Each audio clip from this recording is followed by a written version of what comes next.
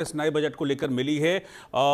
उम्मीदों का बजट जिसको कहा जा रहा था, बहुत ज्यादा उम्मीदें पूरी होती हुई नहीं दिख रही है। लेकिन हाँ, जैसा कि पहले भी कहा था एक बार प्रधानमंत्री नरेंद्र मोदी ने कि कभी कभी कड़वी दवाई देनी पड़ती है, तो लगभग इस तरह की चीजें इसमें सामने आई हैं। पब्लिक के लिए बहुत ज्यादा कुछ नहीं है। हम कुछ और एक्सपर्ट्स हैं मेरे साथ, उनके पास भी मैं चलूंगा।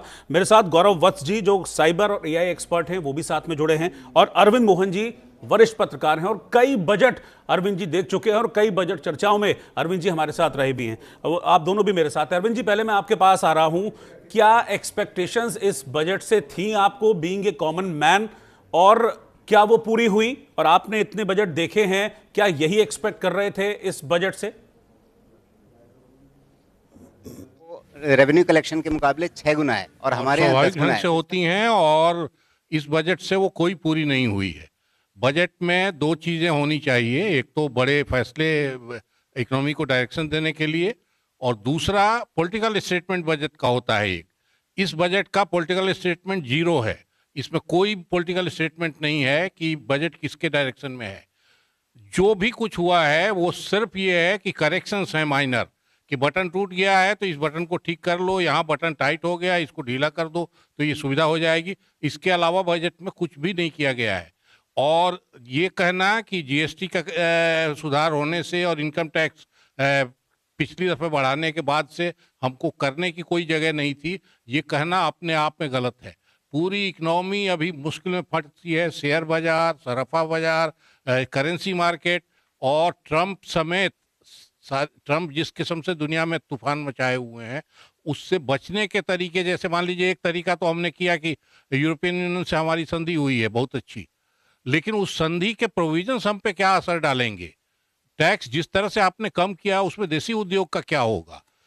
जो इंडस्ट्री अपने यहाँ मान लीजिए, या इकोनॉमी के जो सेक्टर अच्छा परफॉर्म कर रहे थे, किसान अच्छा परफॉर्म कर रहे हैं, खेती अच्छा परफॉर्म, तो आपने उनको रिवार्ड क्या दिया? उनको पनिशमेंट दिया है या रिवार्ड दिया है? तो कहीं भी डायरेक्शन इस बजट का नहीं दिखाई दे रहा है। एक पॉलिटिकल, सिर्फ ये कहना कि बजट बड़ा भारी आर्थिक दस्तावेज होता है, इसका कोई मतलब नहीं होता है। बजट आर्थिक से ज़्यादा पॉलिटिकल मैसेजिंग करता है, और वो मैसेज इस बजट में कहीं नहीं दिखाई दे रहा है।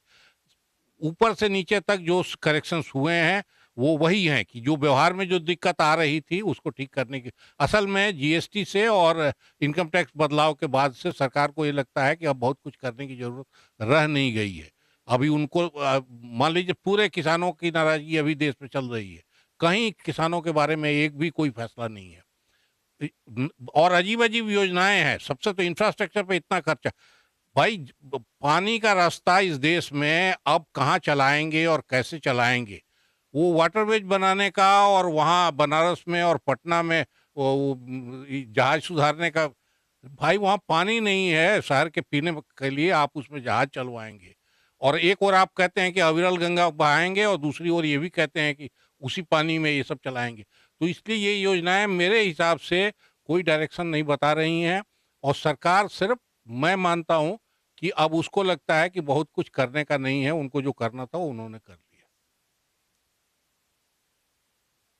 हूं, लेकिन इससे पहले मैं आपको बता दूं कि हमारे साथ राजेंद्र यादव जी भी जुड़ गए हैं, जो कि प्रेसिडेंट हैं भारतीय किसान संगठन के। वो भी हमारे साथ जुड़ गए हैं। मैं आगे उनसे भी रिएक्शंस लूंगा, क्योंकि खेती किसानी भी हमारे देश का एक बहुत अहम हिस्सा, और कहते हैं ना कि हमारे देश का जो एक आधार है वो खेती किसानी एग्रीकल्चर पर ही टिका है। तो खेती किसानी को क्या मिला, उस पर भी मैं चर्चा करूंगा। गौरव वत्स जी के पास चल रहा हूं, साइबर और एआई एक्सपर्ट हैं।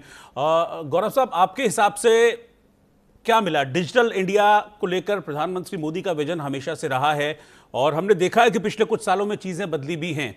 क्या ये बजट उस डिजिटल इंडिया के विजन को और स्पीड अप करता हुआ दिख रहा है आपको? देखिए देखिए मैं आप सब लोगों को ये बताना चाहूँगा कि हम लोगों को ना अपने इमोशंस को, अपनी एक्सपेक्टेशन को बजट से डिफरेंटली देखना पड़ेगा। हम निराश क्यों होते हैं? जैसा बजट आने से पहले ही मैंने आपको बताया, क्योंकि आम इंसान बजट को कैसे देखता है कि मेरे को कितना टैक्स रिलीफ मिलने वाला है, मेरी सिक्योरिटी, जॉब सिक्योरिटी रहेगी या नहीं रहेगी, मेरा हेल्थ इंश्योरेंस, लाइफ इंश्योरेंस सस्ता होगा या नहीं होगा। तो अगर उस सेंस से मेरी एक्सपेक्टेशन ही यही है तो ये बजट बहुत निराशापूर्वक रहा है। सेकेंडली, जैसे रिफॉर्म्स की बात अभी एक एक्सपर्ट महोदय बात कर रहे थे कि रिफॉर्म्स आ गए, सो अगर हम रिफॉर्म्स की भी एक आम आदमी के एंगल से देखेंगे तो अगर जीएसटी में करेक्शंस भी हुए तो आपने बहुत सारे सोशल मीडिया प्लेटफॉर्म्स पे भी देखा होगा, तो सारे इन्फ्लुएंसर्स क्या चिल्ला रहे हैं कि अगर आपका कागज सस्ता हुआ तो नोटबुक के रेट महंगे हो गए, तो आम आदमी को फर्क क्या पड़ा? जीरो फर्क पड़ा। सो सिमिलरली गवर्नमेंट एक्चुअल में, अगर मान लीजिए मैं भी वित्त मंत्री हूं, गवर्नमेंट अपनी तरफ से कभी भी ऐसा नहीं है कि कोई बुरा स्टेप उठाना चाहेगी या उठा रही है। गवर्नमेंट अपनी तरफ से अपनी नॉलेज के हिसाब से वो बेस्ट ला रही है। सिर्फ फर्क क्या है? हमारी एक्सपेक्टेशन। अब गवर्नमेंट ने अपने डोमेन के अंदर हर डोमेन में अलग अलग बजट एलोकेशन करा, जहां उनको कमी दिखी उन्होंने उस, क्योंकि रेवेन्यू लिमिटेड है, ये हम लोगों को, क्योंकि हम एज एन आम इंसान अपनी कंट्री को एक बिल्ड करता है, हम किसी फोर्स को भी बुरा कह देते हैं कि जी पुलिस तो सही काम नहीं कर रही। पुलिस को बिल्ड करने वाला कौन है? अंदर उसके पुलिस ऑफिसर्स काम करने वाले। So similarly is our country. यहाँ हमारी कंट्री की जीडीपी क्या होने वाली है वो वित्त मंत्री सेट नहीं कर रहे हैं। हम लोग जो काम करेंगे उसी हिसाब से तो हमारा देश ऊपर या नीचे जाएगा। अगर हम सपोजिंगली, हम गवर्नमेंट कह रही है कि एआई को इंप्लीमेंट करो, यस गवर्नमेंट डायरेक्शन देती है, बजट से एक आम आदमी को डायरेक्शन मिलती है, उसके बाद एक आम आदमी का फर्ज है कि उस डायरेक्शन को, उस डायरेक्शन में काम करना है या नहीं करना। जैसे मैंने आपको पहले भी एग्जांपल दिया, अगर मैं हेड ऑफ द फैमिली हूं, मेरे पास एक लिमिटेड बजट है, मेरी सैलरी है या मेरी इनकम है, मैं बिजनेसमैन हूं, अब वो मेरे बच्चों को देखना है कि अगर मैं 50,000 रुपए कमा रहा हूं और 10,000 रुपए अपने बच्चों को दे रहा हूं मंथली स्पेंडिंग में, वो 10,000 रुपए उसे कैसे यूज करने हैं। So it totally depend upon us. But yes, बच्चों की एक्सपेक्टेशन हो सकती है कि भाई पापा 10,000 की जगह 20,000 दें हमारे को, तो हमारे ये सपने पूरे हो जाएंगे। तो वो सपनों की तो कोई परिभाषा नहीं है। हम लोगों को ये देखना है कि 10,000 रुपए या वो 20,000 रुपए में हम अपना जीवन कैसे, व्यवसाय मतलब हम अपना जीवन कैसे हम जी पाते हैं।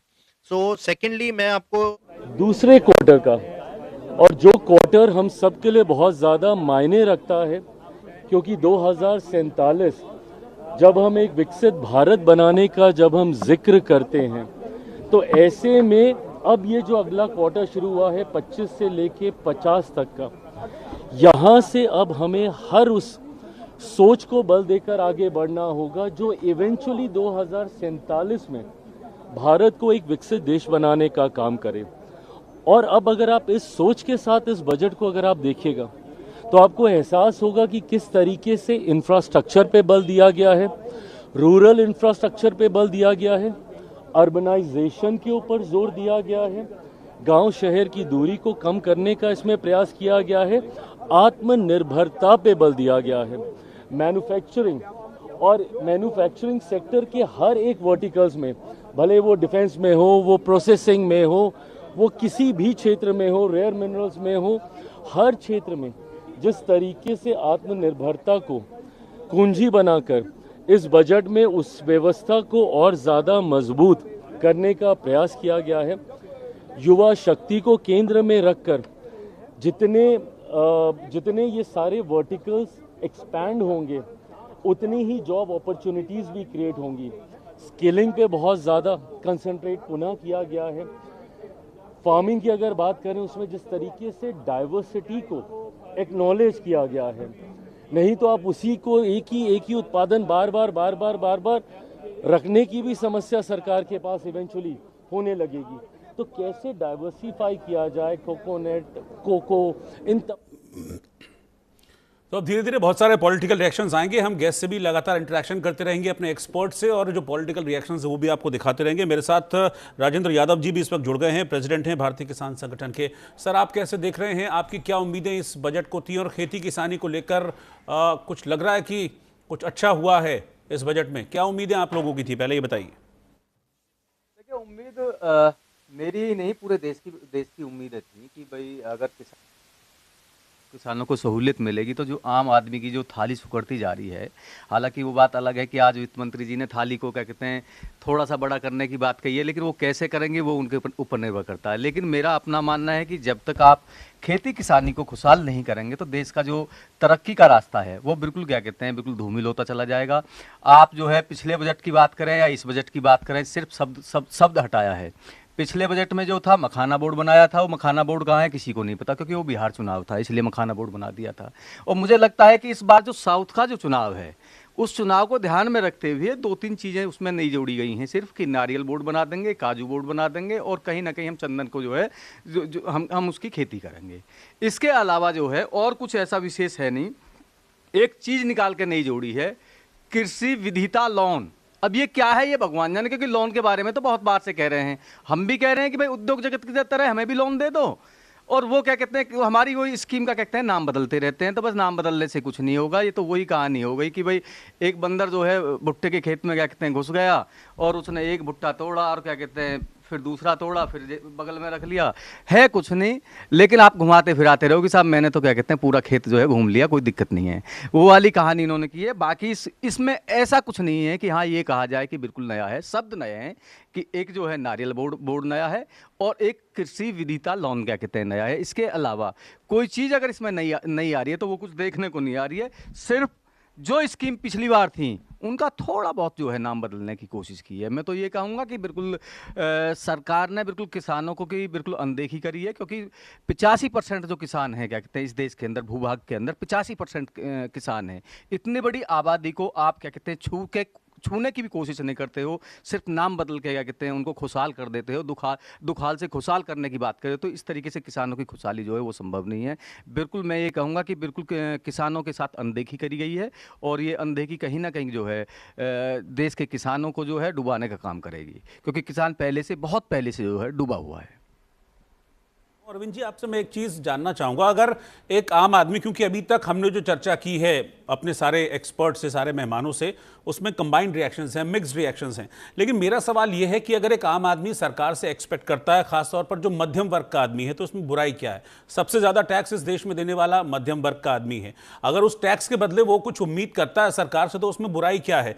क्या मॉडल चेंज नहीं? भाई आप क्या चाहते हैं? आप ये चाहते हैं इस देश में हेल्थ की सुविधाएं कितनी महंगी हैं, हम सब अच्छे से बहुत जानते हैं, उस सेक्टर में सुधार की जरूरत है, वहां पर आपको फोकस किया जाना चाहिए। अगर मैं चाहता हूं कि मेरे परिवार की एक सोशल सिक्योरिटी रहे, मेरे बच्चे की एजुकेशन सिक्योरिटी रहे, मेरे परिवार की एक हेल्थ सिक्योरिटी रहे, तो मैं क्या एक्स्ट्रा चाह रहा हूं? मैं इस देश का नागरिक हूं, मैं इतना भी नहीं चाह सकता? देखिए जहां तक बात है हेल्थ की बात कर रहे हैं तो हेल्थ मैं अरविंद जी से था मेरा सवाल, मैं आपके पास वापस आऊंगा। ये मेरा सवाल साथ के साथ अरविंद जी से था, ये मेरा सवाल शिक्षा की भी हम कह सकते हैं कि शिक्षा पर भी बहुत ज़्यादा काम करने की ज़रूरत है, लेकिन सरकार जो है इधर उधर घुमाने की बात कर रही है और इन जो मूलभूत सुविधाएं हैं उन पर बात करने को तैयार नहीं है। बस कहते हैं कि जी हम जो है कर देंगे, लेकिन कैसे करेंगे, कैसे वाले शब्द पे आके अटक जाते हैं, वो कैसे कहां से होगा उसके बारे में कोई बात करने के लिए तैयार नहीं है। मैं अभी पूरा बजट में भी देख रहा था तो उसमें कोई भी ऐसी चीज नहीं है कि जिसमें शिक्षा और स्वास्थ्य के बारे में जो है वित्त मंत्री जी ने बहुत ज्यादा क्या कहते हैं इसमें जिक्र किया हो। ठीक है, मैं अरविंद जी के पास जाना चाहूंगा इसी सवाल को लेकर। अरविंद जी, अगर मैं ये उम्मीद कर रहा हूं, आप ले रहे हैं टैक्स, भाई मैं भर रहा हूं, हर साल भर रहा हूं, आप भी भरते होंगे, एक आम आदमी टैक्स भरता है, हर साल भरता है, खूब भर रहा है टैक्स, ऐसा नहीं है कि आम आदमी भरता नहीं है। उसके बदले अगर हमारी एक्सपेक्टेशंस हैं तो फिर बुराई क्या है उस एक्सपेक्टेशंस में? किससे एक्सपेक्टेशंस करेंगे? इस देश के नागरिक हैं तो इस देश की सरकार से ही तो उम्मीद करेंगे।